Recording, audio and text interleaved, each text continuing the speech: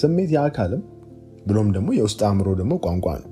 ውስጥ አእምሮ ደግሞ የሁሉ እውነታ ማህፀን ነው። እዛ ውስጥ የተረገዘው ነው የሚወለደው።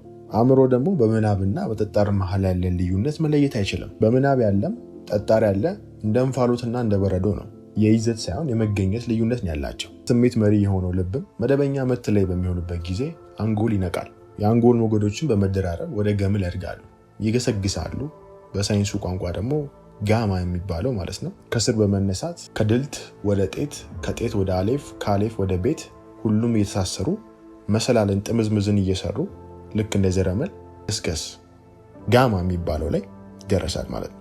ይህም ከፍተኛ የአንጎል ንቃት ነው። ይህም የሆነበት ደግሞ ሰውነት ተዝናኖት ውስጥ በመሆኑና ልብም መደበኛ የሚባል የተረጋጋ ምት ላይ በመሆኑ ነው። ይህንን ሳገኝ ይሰማኛል የምትሉት ስሜት ያም እውነታ ይሄ ስሜት ያለው ሰው ፈልጋለሁ እያለ ይገኛል። በሌላ አገላለጽ እኛ የምንፈልገው ነገሮች ሁሉ እነሱም እኛ የምንፈልገውን ነገር እየፈለጉ ይገኛሉ።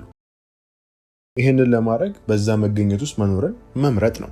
በተዝናኖት ወቅት ያንን ስሜት የሚጭር ምስልን በምናብ ማጫወት ነው። ለምን ተዝናኖት ሆነ?